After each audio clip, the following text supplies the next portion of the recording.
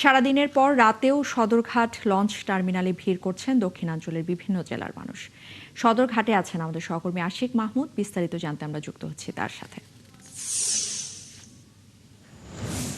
আশিক, সবসময় কিন্তু আমরা আসলে প্রত্যাশা করি একটি নিরাপদ যাত্রা, তো সেক্ষেত্রে বিরূপ আবহাওয়া দেখছি আজকে 2-3 দিন থেকেই। সেক্ষেত্রে কিন্তু একটু জানাবেন যে আগাম কোনো প্রস্তুতি বা সতর্কতা রয়েছে কিনা কর্তৃপক্ষের পক্ষ থেকে, আর সেই সাথে একটু জানাবেন ফিটনেস নিয়ে লঞ্চ মালিকরা কি বলছেন, আর যাত্রীদের তরফ থেকে কোনো ধরনের যাত্রা নিয়ে কোনো ধরনের অভিযোগ রয়েছে কিনা।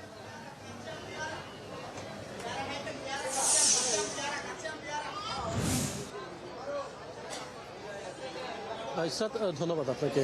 জানেন যে আগামী 2-1 দিনের মধ্যেই কোরবানির ঈদ, এবং সাধারণ ঢাকাবাসী যারা কর্মজীবী মানুষ তারা কিন্তু প্রিয়জনের সাথে ঈদের আনন্দ ভাগাভাগি করতে গ্রামের উদ্দেশ্যে রওনা হচ্ছেন, অর্থাৎ ঘরের উদ্দেশ্যে হচ্ছেন। একটু দেখাতে চাই আমার পেছনে যে আমি একটি বরিশালগামী একটি লঞ্চ খান 7 সেই লঞ্চের ডেকে রয়েছি। সেই কি পরিমাণ মানুষের ভিড় আপনি দেখতে পাচ্ছেন যে এই লঞ্চটি রাত 9টা থেকে 10টার মধ্যে ছেড়ে যাবে, এবং এখন 7টা বাজে। এখনই কিন্তু এই লঞ্চের যে ডেক উপর নিচ পুরো জায়গায় কিন্তু যাত্রীদের উপচে পড়া ভিড় রয়েছে, এবং পুরো জায়গাটিতে যাত্রীরা তাদের অবস্থান নিয়েছেন। এই লঞ্চ সারা রাত নদীতে চলবে এবং সকালে এই লঞ্চটি বরিশালে পৌঁছাবে। একটু জানাতে চাই, বরিশালের এই যাত্রীদের জন্য ঈদের স্পেশাল 9টি লঞ্চ রাখা হয়েছে।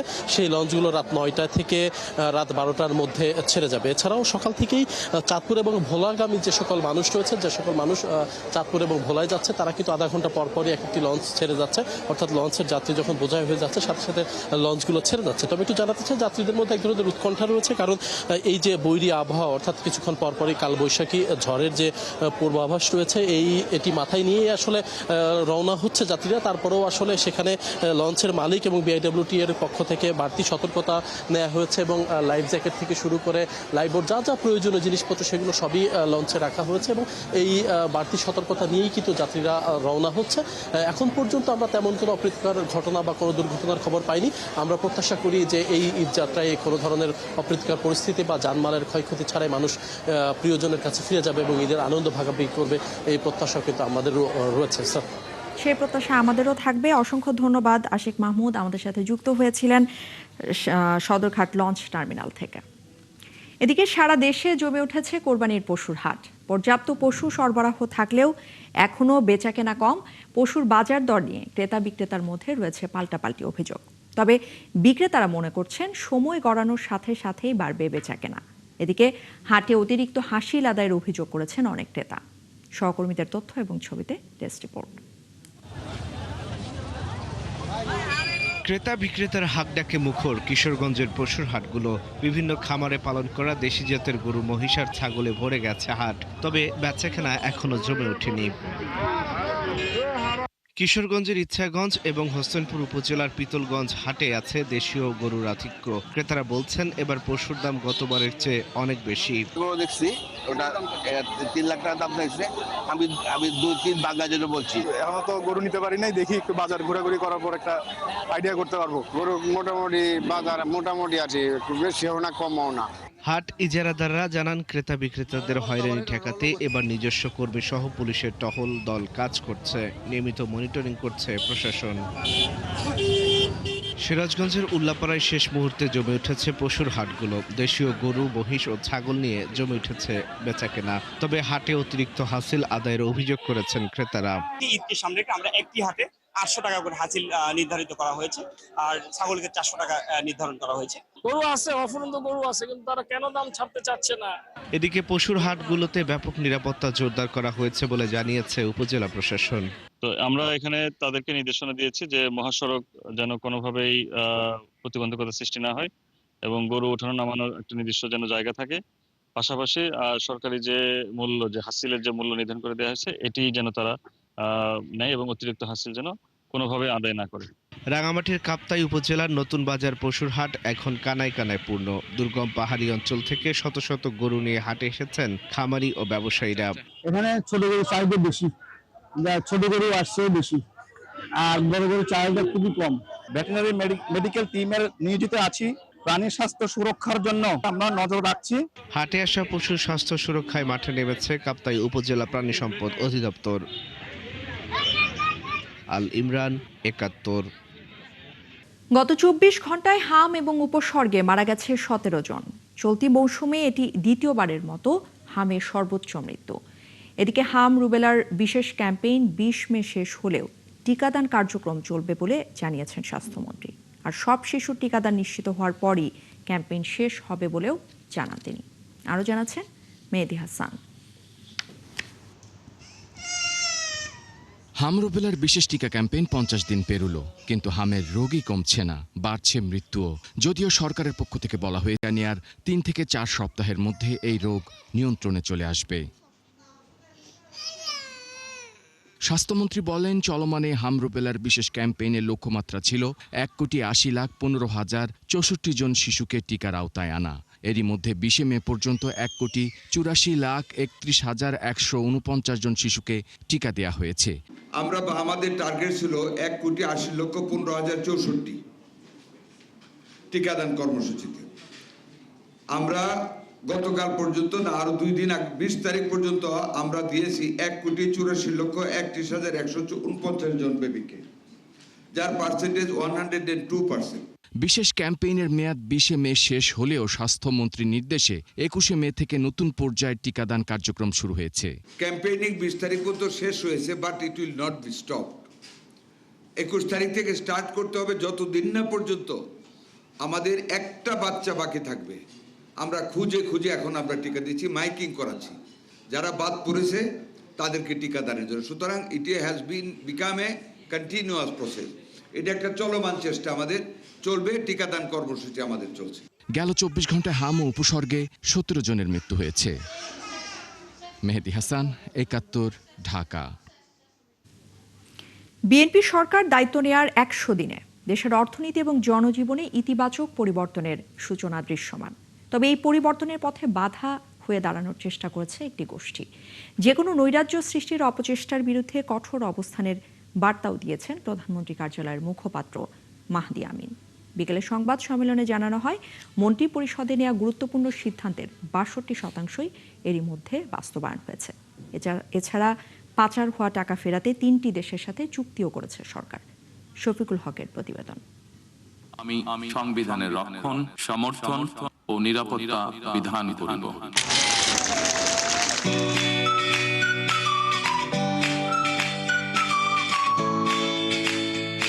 জনগণের বিপুল ভোটের ম্যান্ডেটে ক্ষমতায় আসা বিএনপি সরকার দায়িত্ব নেয়ার ১০০ দিন পার করছে আগামী বুধবার। দায়িত্ব গ্রহণের পর নির্বাচনের আগে দেয়া প্রতিশ্রুতির উল্লেখযোগ্য অগ্রগতি এরই মধ্যে দৃশ্যমান। প্রধানমন্ত্রীর তেজগাঁও কার্যালয়ে সরকারের ১০০ দিনের খতিয়ান তুলে ধরতে এই সংবাদ সম্মেলন। বক্তব্য রাখেন প্রধানমন্ত্রীর উপদেষ্টা ও কার্যালয়ের মুখপাত্র মাহদি আমিন। দায়িত্ব গ্রহণের পর থেকে আমরা দেখেছি ভোটের কালি মোছারও আগে সরকার গঠনের প্রথম দিন থেকেই প্রতিটি অগ্রাধিকার ভিত্তিক নির্বাচনী প্রতিশ্রুতি বাস্তবায়নে দ্রুত, দৃশ্যমান এবং কার্যকর পদক্ষেপ গ্রহণ করেছেন মাননীয় প্রধানমন্ত্রী। সাফল্য ও পরিকল্পনা তুলে ধরার পাশাপাশি প্রধানমন্ত্রীর এই উপদেষ্টা বলেন, সরকারের ন্যায় সামাজিক কর্মসূচির কারণে মানুষের জীবনমানে পরিবর্তন আসতে শুরু করেছে। জুলাই গণ অভ্যুত্থান এবং ১৬ বছরের গণতান্ত্রিক পথ চলায় শহীদদের আত্মত্যাগের বিনিময়ে অর্জিত এই গণতান্ত্রিক বাংলাদেশে জনগণের প্রত্যাশা পূরণে মাননীয় প্রধানমন্ত্রী জনাব তারেক রহমান অঙ্গীকারবদ্ধ। ২০ কোটি মানুষের ৪০ কোটি হাত, এই সম্মিলিত শক্তি দেশের অগ্রগতির মূল ভিত্তি। একই সঙ্গে রাজনৈতিক পরিস্থিতিও উঠে আসে সংবাদ সম্মেলনে। মাহদি আমিন বলেন, সরকার মত প্রকাশের স্বাধীনতায় বিশ্বাসী, কিন্তু সেই স্বাধীনতার সুযোগ নিয়ে বিশৃঙ্খলা বা নৈরাজ্য তৈরির চেষ্টা হলে তা কঠোরভাবে মোকাবিলা করা হবে। নজিরবিহীন স্বাধীনতার সুযোগ নিয়ে একটি গোষ্ঠী উদ্দেশ্য প্রণোদিতভাবে নৈরাজ্য সৃষ্টির অপচেষ্টা চালাচ্ছে। বিভিন্ন ধরনের অপপ্রচারে তারা লিপ্ত রয়েছে। বাক স্বাধীনতার নামে অপপ্রচার, বিদ্বেষ বা বিষেধগারের যে রাজনীতি একটি গোষ্ঠীর অপকৌশল হিসেবে চালিয়ে যাচ্ছে, সেই চর্চা গণ আকাঙ্ক্ষার সাথে, গণ অভ্যুত্থানের যে প্রত্যাশা, সেটির সাথে সাংঘর্ষিক। দুর্নীতি দমনে সরকারের নেওয়া বিভিন্ন পদক্ষেপ তুলে ধরে প্রধানমন্ত্রীর এই উপদেষ্টা বলেন, পাচার হওয়া অর্থ ফিরিয়ে আনার পদক্ষেপে দেশে বিনিয়োগে আন্তর্জাতিক আস্থা ফিরেছে। বিদেশে পাচার হওয়া মানি লন্ডারিং এর অর্থ দেশে ফিরিয়ে আনতে 10টি দেশের মধ্যে ইতিমধ্যে 3টি দেশের সঙ্গে ঐতিহাসিক চুক্তি স্বাক্ষরিত হয়েছে এবং বাকি দেশগুলোর সঙ্গেও চুক্তি প্রক্রিয়া চূড়ান্ত পর্যায়ে রয়েছে, যেন বিদেশ থেকে আমরা আমাদের লুণ্ঠিত অর্থ ফিরিয়ে আনতে পারি। স্বাভাবিকভাবেই আন্তর্জাতিক আস্থা বাংলাদেশের উপর বৃদ্ধি পাচ্ছে এবং বিদেশি বিনিয়োগ আরও সম্প্রসারিত হবে, সেটি আমরা বিশ্বাস করি। 100 দিনে তারেক রহমান সরকারের মন্ত্রিসভার নেয়া 60টি গুরুত্বপূর্ণ সিদ্ধান্তের 62% বাস্তবায়িত হয়েছে বলে জানিয়েছেন প্রধানমন্ত্রী কার্যালয়ের মুখপাত্র মাহাদি আমিন। মন্ত্রিসভায় গৃহীত এত গুরুত্বপূর্ণ সিদ্ধান্তসমূহের উল্লেখযোগ্য অংশ যেভাবে কার্যকর হয়েছে, সেটি সরকারের দ্রুততা, কার্যকারিতা এবং আন্তরিকতার এক উজ্জ্বল দৃষ্টান্ত স্থাপন করেছে। শফিকুল হক, 71, ঢাকা। আবারও পশুর হাটের খবর। আর 2 দিন বাদেই কোরবানির ঈদ। এরই মধ্যে রাজধানীর পশুর হাটগুলোতে উৎসবের আমেজ শুরু হয়েছে। সকাল থেকে গভীর রাত পর্যন্ত চলছে সেখানে কেনাবেচা। ছোট বড় নানান জাতের গরু, ছাগল আর মহিষে ভরপুর কোরবানির হাট। পাশাপাশি সেখানকার নিরাপত্তা নিশ্চিতে কাজ করছে আইন শৃঙ্খলা বাহিনী। মামুন হুসাইন জানাচ্ছেন বিস্তারিত। ঈদ ঘনিয়ে আসার সাথে সাথে জমে উঠছে কোরবানির পশুর হাট। দেশের বিভিন্ন জেলা থেকে আসা ব্যাপারীরা হাটে তুলছেন নানা জাতের পশু। 2টি ষাঁড় পাশাপাশি বাঁধা, একটির নাম কালো জামাই, অন্যটি সাদা জামাই। ষাঁড় দুটি ব্রাহ্মণবাড়িয়া থেকে রাজধানীর গাবতলী হাটে নিয়ে এসেছেন খামারি। দাম চাওয়া হচ্ছে 55 লক্ষ টাকা। কালো জামাই এখন 30 লাখ টাকা বলা হয়েছে, আর সাদা জামাই 25 লক্ষ টাকা। কালকে 45 চাওয়া হয়েছিল, ওটা 20 লাখ ডিসকাউন্ট দেওয়া 25 লাখ, দুইটা মিলে 55 লক্ষ টাকা আজকে না দাম নির্ধারণ করা হয়েছে। সকাল থেকে রাত পর্যন্ত কোরবানির পশুর হাটগুলোতে চলছে বেচাকেনা। বিক্রেতারা বলছেন শেষ 2 দিনে আরো জমে উঠবে। দাম চাই এটা 17 লক্ষ টাকা। আমাদের মনে করেন কিলান খরচ বেশি। আরো 2 দিন অফিস আছে, সরকারি অফিস হওয়ার পর ছুটি হইব, তারপর এলো কি তারা নামবো। এখনো তো কোরবানির বাকি আছে, ক্রেতা আসতে আছে, শুধু ঘুরতে আছে, দাম জিজ্ঞেস করতে আছে। এদিকে সামর্থ্য অনুযায়ী কোরবানির পশু কিনতে পেরে ভিড় করছেন ক্রেতারা। অনেকেই সাধ্যের মধ্যে পশু কিনতে পেরে সন্তুষ্ট। এভারেজ আর কি, গতবার এবার মোটামুটি সেম। যত দিন গড়াবে ঈদের আগ মুহূর্তে দাম একটু কমবে। 50-30 লাখ এরকমও চাচ্ছে, সেগুলো আস্তে আস্তে 10 লাখের নিচে নেমে আসবে। পরিবেশ এবং আইন শৃঙ্খলা বাহিনী এবং অন্যান্য যা দেখলাম, যা গরু কেনার উপযুক্ত হাটে গাবতলী হাট। আরো তো সময় আছে, 3 থেকে 4 দিন সময় আছে, কমতে পারে। 1,42,000, আলহামদুলিল্লাহ বাজার ঠিক আছে। হাটে নিরাপত্তা নিশ্চিতে কাজ করছে আইন শৃঙ্খলা বাহিনী। একই সঙ্গে জাল টাকা শনাক্ত এবং নিরাপত্তায় নেওয়া হয়েছে বিশেষ ব্যবস্থা। পবিত্র ঈদুল আজহা উপলক্ষে কোরবানির পশুবাহী যানবাহন যেন কেউ জোরপূর্বক কোনো নির্দিষ্ট হাটে নিতে বাধ্য না করতে পারে, সে বিষয়ে নজরদারি অব্যাহত রয়েছে। হাটগুলোতে ছোট ও মাঝারি আকারের গরুর চাহিদা সবচেয়ে বেশি। 80,000 থেকে 2 লাখ টাকার গরুর প্রতি ক্রেতাদের আগ্রহ। মামুন হুসাইন, 71, ঢাকা। দর্শক, আমরা প্রতিবেদন দেখছিলাম। দেশের অন্যান্য জেলার মতো রাজধানীর পশুর হাটগুলোতেও কিন্তু চলছে উৎসবের আমেজ। রাজধানীর গাবতলীর গরুর হাট থেকে এই মুহূর্তে আমাদের সাথে যুক্ত হচ্ছেন সহকর্মী শাহেদুজ্জামান সাকিব। সাকিব, একটু জানতে চাচ্ছি, এরই মধ্যে নিশ্চয়ই জমে উঠেছে পশুর হাট। গরুর হাটে ক্রেতাদের ভিড় কতটা বেড়েছে, আর দাম নিয়ে কি বলছেন ক্রেতা বিক্রেতারা? কোন ধরনের গরু আসলে বেশি দেখা যাচ্ছে? পুরো হাটের বিস্তারিত যদি আমাদেরকে একটু জানান।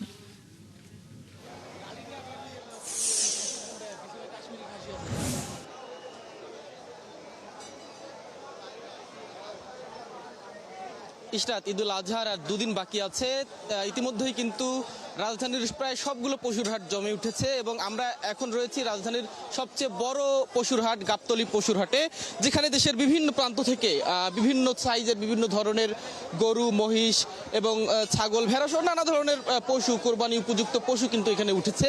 তবে চাহিদার শীর্ষে রয়েছে ছোট এবং মাঝারি সাইজের গরুগুলো, যেটি আমরা প্রতিবেদনেও আমরা লক্ষ্য করছিলাম। তবে বড় সাইজের যে গরুগুলো রয়েছে সেগুলোর বিক্রি কিন্তু এখন পর্যন্ত তুলনামূলক কম। তবে ব্যাপারীদের প্রত্যাশা, যেহেতু এখনো হাতে 2 দিন সময় আছে এবং রাজধানীবাসী যেহেতু বাসায় গরু রাখবার ঝামেলা এড়ানোর জন্য ঈদের একদম শেষ মুহূর্তে গরু কিনে থাকেন, সেই প্রত্যাশার জায়গা থেকে ব্যাপারীরা আশা নিয়ে বসে আছেন। আগামীকাল এবং পরশু অর্থাৎ ঈদুল আজহার আগের দিন তারা তাদের নিয়ে আসা পশুগুলো বিক্রি করতে পারবেন সেই প্রত্যাশা নিয়ে কিন্তু তারা রয়েছেন।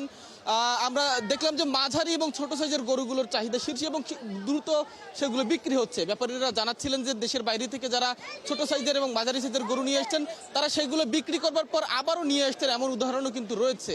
আমরা একজন মালিকের সঙ্গে কথা বলতে চাই। আপনাদের আসলে আপনি কতগুলো গরু নিয়ে এসছেন এবং কোন সাইজের গরুগুলো বিক্রি হলো, কেমন দামে বিক্রি হলো? বাজার ভালো না তো, আমরা আনছি 11টা, এখন একটাও বিক্রি হয় নাই। আপনাদের গরুগুলো সাইজে বড় দেখছি, বিক্রি হচ্ছে না কেন? দাম বলছে না কেউ? দাম কম বলে। কি প্রত্যাশা শেষ মুহূর্ত পর্যন্ত বিক্রি হবে? হ্যাঁ, বিক্রি হবে আশা করা যায়। যেমনটা বলছিলাম যে তারা কিন্তু প্রত্যাশা করছেন শেষ সময় হলেও তারা তাদের গরুগুলো বিক্রি করতে চান এবং তাদের আশা রয়েছে যে শেষ সময় হলেও তারা পশুগুলোকে বিক্রি করতে পারবেন। আপনাকে অসংখ্য ধন্যবাদ। শাহিদুজ্জামান সাকিব আমাদের সাথে যুক্ত হয়েছিলেন গাবতলীর পশুর হাট থেকে। ঈদ যাত্রায় যাত্রী হয়রানি এবং অতিরিক্ত ভাড়া আদায় বন্ধে টার্মিনালগুলোতে কাজ করছে পুলিশ এবং বিআরটি এর ভ্রাম্যমাণ ম্যাজিস্ট্রেট। গাবতলী বাস টার্মিনাল পরিদর্শন করে ঢাকা মহানগর পুলিশ কমিশনার এমনটা জানালেও যাত্রীরা অভিযোগ করেছেন অতিরিক্ত ভাড়া আদায় করা হচ্ছে। তবে পরিবহন সংশ্লিষ্টদের দাবি বিআরটি এর নির্ধারিত ভাড়াই নেওয়া হচ্ছে। বিস্তারিত ইমতিয়াজ সনির প্রতিবেদনে। ঈদুল আজহার বাকি আর মাত্র কদিন, তাই প্রিয়জনের সঙ্গে ঈদ উদযাপন করতে রাজধানী ছাড়তে শুরু করেছে ঘরমুখো মানুষ। সকাল থেকেই গাবতলী ও সায়দাবাদ বাস টার্মিনালে যাত্রীদের ছিল উপচে পড়া ভিড়। পরিবার পরিজনের সঙ্গে ঈদ করার আনন্দে অনেকের চোখে মুখেই ছিল বাড়ি ফেরার উচ্ছ্বাস। বাড়িতে আলহামদুলিল্লাহ সব সময়ের জন্য যাইলে ভালো লাগে। ঈদে বাড়িতে সবার সাথে ঈদ করা এটা একটা আনন্দের বিষয়। অনুভূতি খুব ভালো, কারণ অনেকদিন পরে বাড়ি যাচ্ছি ঈদ যাপন করতে। খুব ভালো লাগতেছে। তবে ঈদ যাত্রার এই ভিড়ের মাঝেই বাড়তি ভাড়া আদায়ের অভিযোগ তুলেছেন যাত্রীরা। তাদের দাবি সাধারণ সময়ের তুলনায় চেয়ার কোচে গুনতে হচ্ছে অতিরিক্ত 200 থেকে 250 টাকা। টিকিটের দাম বেশি, হলো 850, 900 এরকম। আগে ছিল 550, 650 আরাম ছিল। অনেক বাড়তি ভাড়া টাকা, 250 টাকা 200 টাকা বেশি যাচ্ছে। তবে পরিবহন সংশ্লিষ্টরা বলছে অতিরিক্ত ভাড়া নয়, বিআরটি এর নির্ধারিত ভাড়ায় নেওয়া হচ্ছে যাত্রীদের কাছ থেকে। ভাড়া আমাদের সরকারি যে চার্ট আছে বিআরটি যে চার্ট দেওয়া সেই জন্য ভাড়া বের করি, আমরা একটাই বেশি নিচ্ছি না। আমরা বাড়তি কোনো ভাড়া চেটা নেইও না, সরকার যে নির্ধারিত করা আছে সেটা থেকে আমরা সেটাই ভাড়া নিই। আমরা সোমবার থেকে ঈদের আগের দিন পর্যন্ত অধিকাংশ পরিবহনের টিকিট আগেই বিক্রি হয়ে গেছে। ফলে অনেক যাত্রী শেষ ভরসা লোকাল বাস কিংবা কাউন্টার ভিত্তিক তাৎক্ষণিক টিকিট। বেশিরভাগই অগ্রিম বিক্রি হয়ে গেছে। 25 তারিখ আজকে ঈদের চাপটা বেশি, এই টিকিটগুলো আমাদের বেশিরভাগই অগ্রিম বিক্রি ছিল। এদিকে সকালে গাবতলী বাস টার্মিনালে আকস্মিক পরিদর্শনে যান ডিএমপি কমিশনার মোসলেউদ্দিন আহমদ। এ সময় তিনি জানান যাত্রী হয়রানি ও অতিরিক্ত ভাড়া আদায় বন্ধে যৌথভাবে কাজ করছে ডিএমপি ও বিআরটিএ। আমাদের স্পেশাল মেট্রোপলিটন ম্যাজিস্ট্রেট তারা কাজ করছেন, পাশাপাশি বিআরটি এর ভিজিলেন্স টিমে বিজ্ঞ ম্যাজিস্ট্রেটগণ কাজ করছেন।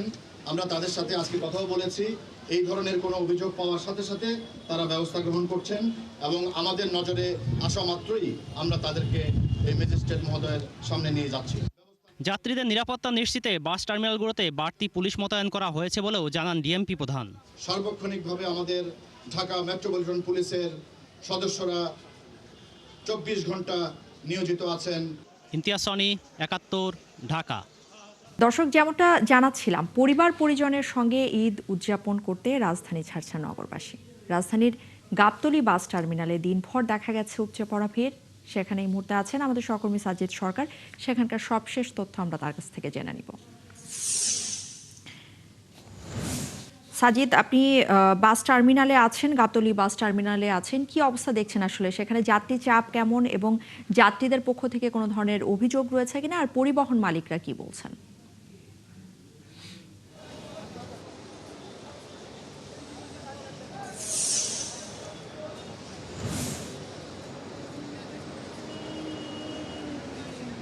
ইশরাত, এবারের ঈদযাত্রা অনেকটা নিরাপদ এবং আরামদায়ক মনে করছেন যাত্রী এবং সংশ্লিষ্টরা। কর্তৃপক্ষ সেটি বলছেন।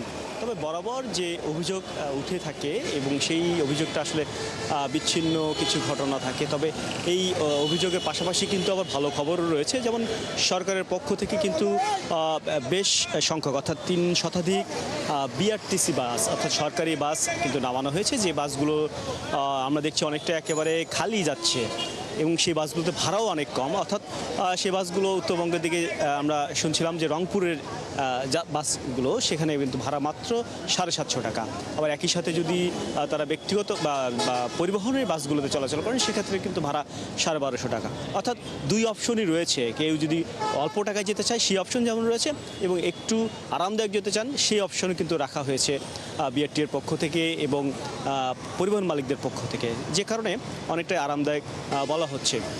একই সাথে কিন্তু এই ঈদ যাত্রা এবং বাসে যেন কোনো ধরনের বাড়তি ভাড়া নিয়ে যাত্রীদের সাথে বাকবিতণ্ডা বা বাড়তি ভাড়ার যে অভিযোগ সেটি যেন না থাকে, সেই কারণে কিন্তু বিআরটির পক্ষ থেকে সার্বক্ষণিক মোবাইল কোর্ট রাখা হয়েছে।